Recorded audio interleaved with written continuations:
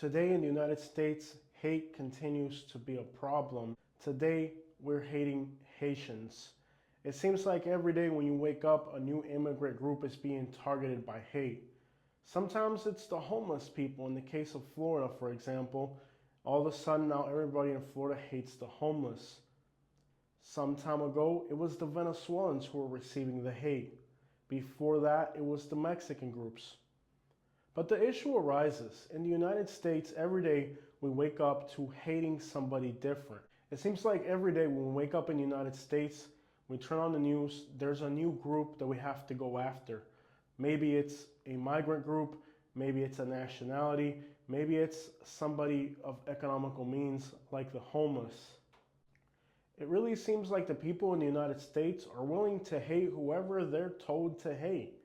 And hate is no longer something out of the realm of the normality. Perhaps in the future, it will not just be nationalities who will be under threat by these waves of hate that come out of nowhere. Perhaps in the future, it could be religion. It could be anything that sets you apart. Many people are starting to realize that today in the United States, your place of origin, your religion, or even your economical status could make you a target of hate. Hate continues to be a concern for many people in the United States, to the point where many people are no longer looking at the United States as a place to live, a place of opportunity, or a place to chase their dreams.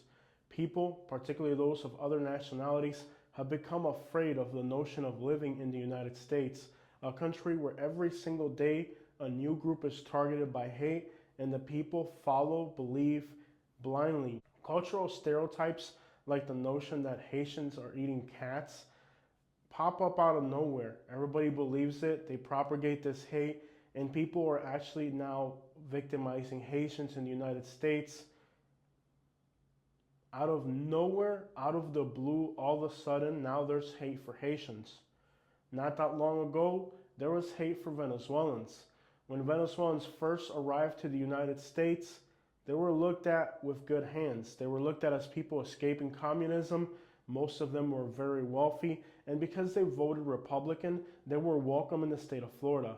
However, the same group that many years ago welcomed them and supported them, today is actively targeting migrant communities of Venezuelans with misinformation. As Latin America is engulfed in more violent crime, organized groups, fights, paramilitaries, and all types of armed political conflicts, this destabilization of Latin America will continue to push people from Latin American countries into the United States looking to escape conflicts in their country. In recent times, we've seen Venezuela continue to be destabilized economically due to the new regime that this country has. Elections there only promoted more violence and more escalation of lawlessness. The country of Cuba continues to suffer hunger, poverty, and oppression. In Haiti, gangs have taken over much of the cities that are larger, and violence is escalating in that country.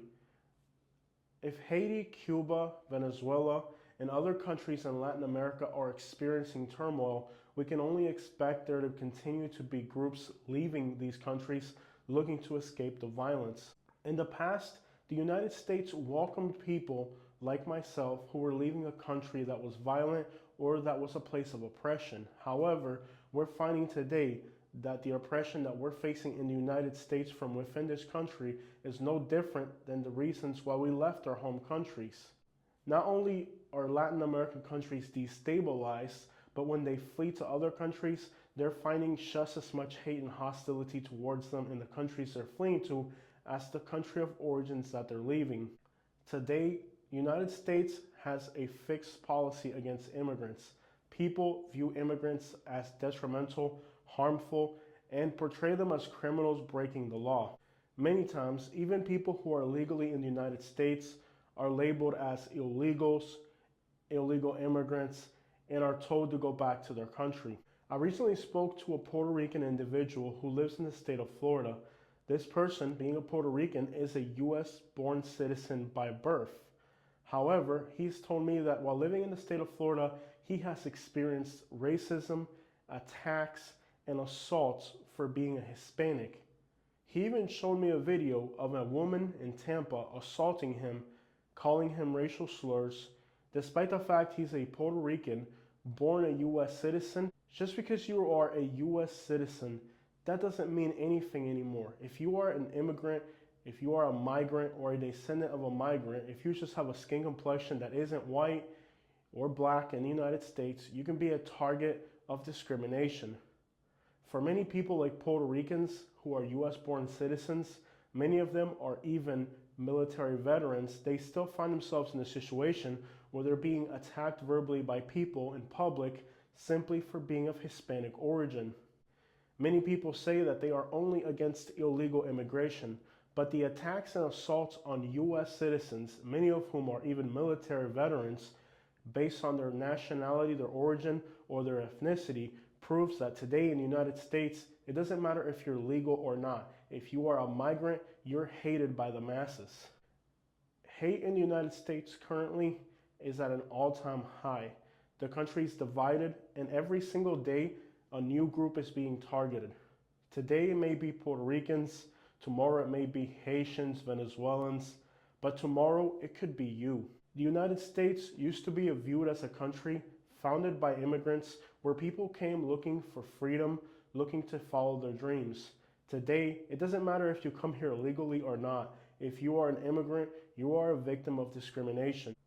Most of the large Latino communities and migrant communities in the United States are based around states like Florida, California, Texas, and New York. When minority groups try to settle outside of these large cores, they usually have to leave or flee for their lives because they're targeted by law enforcement and criminals. In the state of Alabama, for example, we have seen this year examples of several Latinos who have been targeted simply for being Hispanic and killed in public during robberies. The criminals feel that because law enforcement is racist, prejudiced, and refuses to take criminal charges if the victim is a Latino, that if they target these migrant groups, law enforcement will be hesitant to investigate. Because of that, many Latinos living in states like Alabama live in fear for their lives daily. Being a US citizen, being law-abiding, and coming here the right way no longer guarantees safety. Because after all, what people are experiencing in the United States isn't a lack of legal structures, isn't a lack of legality, isn't coming here and doing things the right way. If you are an immigrant in the United States, you are currently hated. And every single day, news stories come out with a twist, with the aim of making people hate migrants. Take the example of the Venezuelan community. Currently, many YouTubers and the media are going after the Venezuelan community. Many people are labeling Venezuelans as gang members who are taking over towns. The town of Doral, Florida is the safest large city on the east coast of Florida. It is at least 80% Venezuelans and has one of the lowest homicide rates of any city in the United States. In fact, Doral went for 3 years in a row without having a single homicide. Cities like Bradenton, Florida, where I live, that have significantly less population, can have 13, 15 homicides every single year. But nobody talks about that. Doral, Florida had one single homicide. The safest city on the East Coast had one single homicide, and it made national headlines. People were talking throughout the entirety of the United States about how dangerous the Venezuelan community had become in Florida because of one single homicide.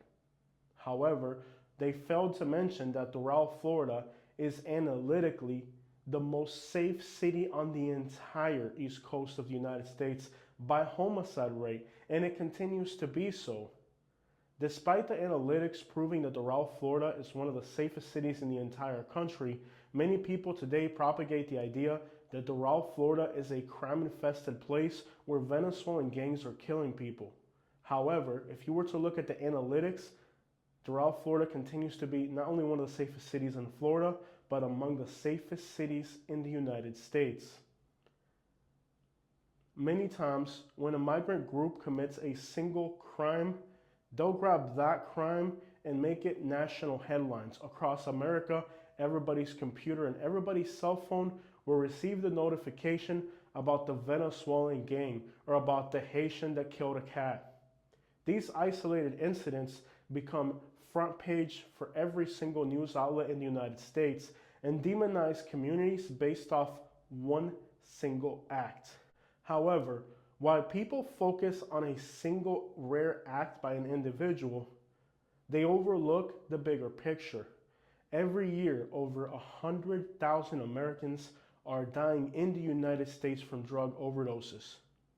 While much emphasis is given to coming from China through Mexico, there are other substances that are far more dangerous, far more lethal, and affecting the mental health of people to a larger degree than those substances coming from China and Mexico. Very little emphasis is given on news outlets to these issues because they don't match the narrative. There are maps on the internet that show you the spread of drug overdoses. By studying this map, you can conclude that the growth of drug addiction and death in America did not spread from the border. It spread from the port cities inward. However, despite all the analytics showing that the port cities are currently where all this stuff is coming from and where the drugs are spreading across America, analytically seen and proven by maps over the years, showing the United States being engulfed from the port cities, they continue to push the US-Mexico border as the source, the place where all this is coming from. Many people would believe that the US and Texas border is an area filled with crime and lawlessness. However, anybody who's driven along the US-Mexico border from Texas to California like I have will know that this is one of the most secure areas in the country. Perhaps only Washington, D.C. has more law enforcement and surveillance than along the US border. While many people continue to believe that many of the people entering the United States illegally are doing it from the southern border, the reality remains that many of the people who are currently entering the United States illegally are flying to Canada with a legal visa and then walking across the Canadian border into the United States. Again, we see how the narrative of misinformation contradicts the real facts, the real analytics of how things and people are actually entering the United States illegally. It's no longer about information. It's all about controlling the narrative of who they want you to hate. When you open your newspaper, your phone, or your computer and devices, and you see a news story, you have to ask yourself, not is this true, but what narrative is it coming from? What angle is it coming from? Today, unfortunately, the news has become more unreliable and deceitful than ever, and people blindly believe the narratives that they're being told. Preaching hate against minority groups, people who are only leaving their countries not because they want to, but because they're fleeing a conflict that threatens their lives. And despite the fact that most people who come to the United States go on to live productive and very successful lives, staying away from criminal activities and only focusing on their dreams, these groups are labeled as criminals and national security threats, when really these individuals are only trying to live their best lives and provide the best they can for their families. Hate continues to be a huge issue in the United States, and over the last few years, we have seen hate increment in levels unheard of before. Next time you hear about a migrant group doing something horrendous or about a new threat of a new group, may it be Venezuelans, Haitians, homeless people, or whoever they go after next, just remember this one thing. Are these people really the way they're being portrayed by this news outlet? Do these people really have evil intentions? Are they really kidnapping your pets to eat them? Or are we being fed lies? While the real news and the real stories are seldomly touched by mainstream media, here on Southern Life, I've made a commitment to keep our channel realistic. When I show you guys a story that's happening, I show you what's really happening. I'm neither a Republican nor a Democrat. I'm not a registered voter, and I don't care to be. I'm not an activist. I'm a reporter. While I depict the stories that are happening on the ground, I don't get involved with anything that's happening in the background. Many people have asked me if I'm willing to start protests for the homeless people or other people that I'm advocating by giving them my platform? The answer is no. I have no intentions of being involved from an activist standpoint on the things that are happening. My job is just to look at the situations that are happening around us, make a video about the topic from a completely neutral standpoint. Many times people believe that my outlet is in some way or another vinculated with a political party, simply because the things that I say don't match the narrative that they believe. In other words, people try to label my channel as liberal or communist simply because I'm not preaching the message that they want me to preach. In the case of being labeled a communist, my family came to the United States not as refugees, not as illegal immigrants. My family came to the United States as political exiles. My family suffered great persecution under a communist regime. But there's something people forget about my native country, Cuba. See, many people focus just on the word communist, and they forget that the word regime is attached to that. I have seen as much hate here in the United States as I have back in Cuba. We left Cuba because of a communist regime. Had they been a communist, it wouldn't have mattered to me. Had they been Republicans or Democrat, it wouldn't have mattered to me. It was the fact that they were a hateful, oppressive regime that targeted me, who I was as a person, that made my family first stand up against these governments and eventually have to leave our country for our safety. We didn't want to come to the United States. The United States was the only option we had. However, I'm starting to realize that the same hate, the same oppression and hate that we fled Cuba is the same exact oppression and hate that I'm seeing here now in the United States. Sure, the United States may not be communist and it may not be a regime yet, but the United States is becoming oppressive and hateful. And those were the main reasons why my family fled our home country, because we were being persecuted not for being criminals, but for being who we were. And currently the United States is starting to head in that direction. The attitude of Americans towards the homeless population shows that the constitutional rights of an individual do not matter if that individual is homeless and poor. We have seen and documented well throughout our channel how the homeless population has had their rights stripped and due process completely eliminated. Law enforcement simply sees that because these individuals are poor and are not able to defend themselves in a court of law, that if these law enforcement officers go above due process to evict these people from a place, trespass them, or even persecute them, that because these individuals are not able to monetarily defend their cases, law enforcement does with these individuals whatever they want, showing that the U.S. Constitution is no longer being respected by law enforcement. Currently in the United States, one thing that has always attracted people looking for religious and ethnic freedom is the Constitution and the rights that it grants. But we're seeing how today in the United States, those constitutional rights are no longer being respected for migrants or for U.S. citizens, and that every day there's more and more encroachment on the constitutional rights of people. My family opposed the Cuban regime not through protests, but by simply continuing to live our lives the way we were. Me, I will continue to live my life the way I live here in the United States. And if at any moment the United States continues to become a place of hate, just like my family left Cuba, I may also see myself leaving the United States. After all, my grandparents left Spain fleeing communism and a regime in the 1930s. My parents left Cuba fleeing communism in the 1990s. And today, as I see the United States, it's becoming exactly like what I remember in Cuba. Yes, Cuba was communist, but I don't remember the communism. What I remember is the oppression and hate. That's the reason I fled that country. However, I'm starting to experience even more hate in the United States than I ever experienced in Cuba. You may think, well, I'm not Haitian, I'm not Venezuelan, I'm not homeless, it doesn't affect me. But just remember that every single day when you wake up, they're going after somebody different that day, and tomorrow it could be your day.